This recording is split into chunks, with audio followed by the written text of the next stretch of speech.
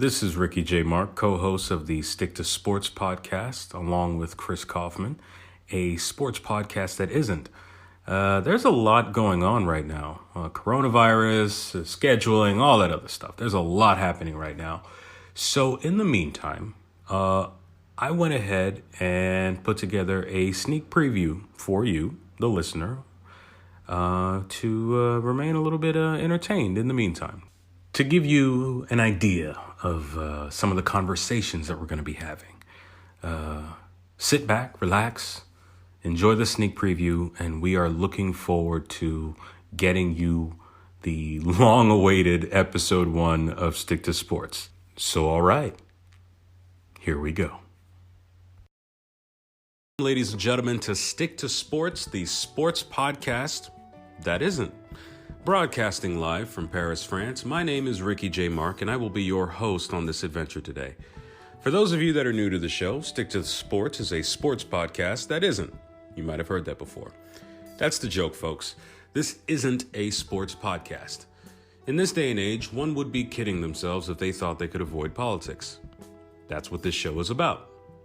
You might not want to care about politics because of all of the bickering, lies, cynicism, and overt hatred that we see now, but the truth is that politics is wherever you are.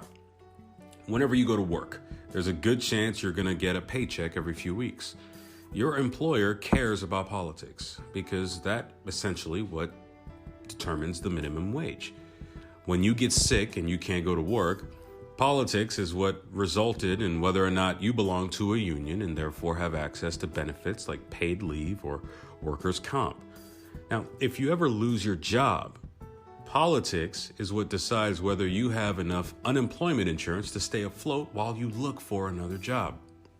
Now, given that 5 Reasons Sports is a Miami-based media network, there's a good chance that you're listening to this from South Florida or just Florida, the United States, or North America.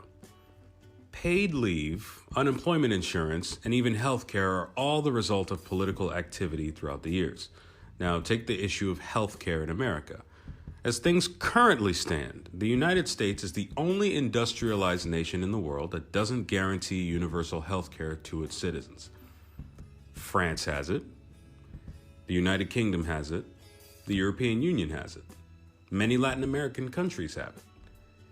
Medicare for All is currently being debated right now in the Democratic primary, and this directly involves the healthcare crisis Americans are facing both before, during, and after the coronavirus epidemic. Now, we're reading reports left and right about coronavirus testing and how much it costs for uninsured Americans, anywhere between $1,100 and $3,000. This is not fake news, I assure you. Now, I don't know about you, but the average American does not have that much money lying around to test for the virus, especially with a family of 3 or more. So Americans, thanks to a system that isn't covered by the government like literally everywhere else, are either unable or unwilling to get tested for the virus, instead continuing about their business in the dark, without any idea that they might be spreading this to people around them. And believe me, it is spreading and rapidly. Now, CNN reported that on March 6th, there were about 331 reported cases in the United States. As of March 17th, 11 days later, that number has rocketed up to 4,462. Yeah, and believe me, it's gonna keep rising. Now, while we're recording this from our studio here in Paris, France, I'm originally from South Florida by way of Brooklyn, New York. Florida is known for its substantial elderly population. This can be catastrophic coronavirus, as so many of the epidemic's casualties have involved those either already sick, with compromised immune systems as a result of an existing ailment, or of old age.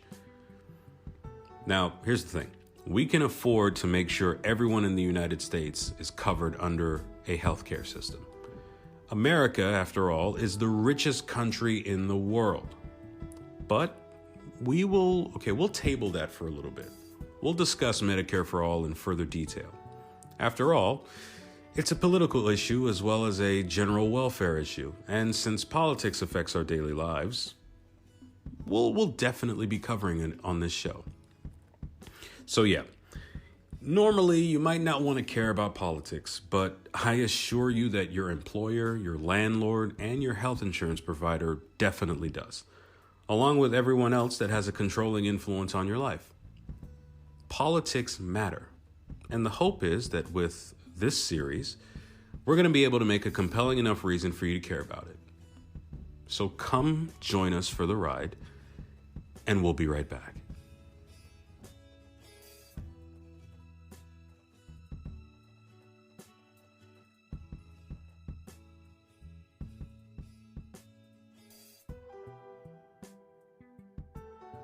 Welcome back. I'm going to say something potentially controversial, so hold on to your headphones. The concept of a billionaire is both absurd and shouldn't exist. There is far too much wealth pooled among the 1% of society, while so many human beings, American or not, starve because they barely have enough to get by. There is a fundamental problem with a system that allows the rich to get richer on the backs of exploited labor. No billionaire in America became that way without underpaying and exploiting labor of some sort. When Bill Gates, one of America's most recognizable billionaires, attained his immense wealth, he did it through the shrewd monopolizing of the industry, essentially forcing us to buy his product.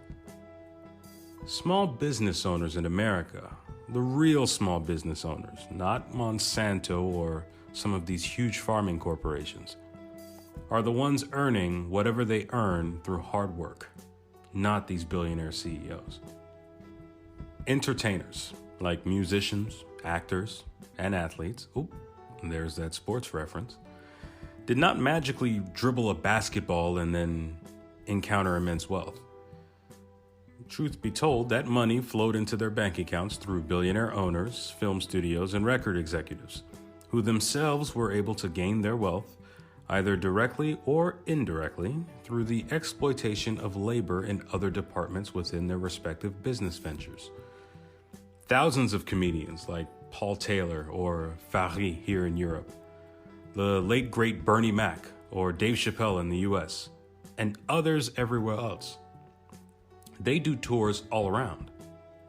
They don't become billionaires and mega millionaires just like that. These people are all very, very talented and pretty funny, but only a select few become multimillionaires or billionaires as a result. Economic injustice remains unaddressed in America and beyond, and it doesn't stop here. Combine this with the fact that many right-wing and neoliberal governments in the United States have spent the better part of the last 45 years cutting taxes for the wealthy and creating tax loopholes for them. And it's no wonder they've been able to hoard so much wealth at the top of the economic ladder while the rest of America and beyond, working class and poor alike, starves by comparison. America is on the verge of an enormous stimulus package as a result of the global pandemic, as I'm sure many of you have likely heard. And now suddenly, we have the money to spend to bail out American airline companies. Doesn't anybody find that strange, at the very least? The myth of a benevolent billionaire has been perpetuated since the 1980s, when excess wealth became, as one would call, chic, as so many of us could live vicariously through them while themselves struggling to pay the bills, the rent, and rising healthcare premiums. It's not an accident that the United States has the most billionaires in the world. We've never had to substantially rebuild after a modern war on our soil.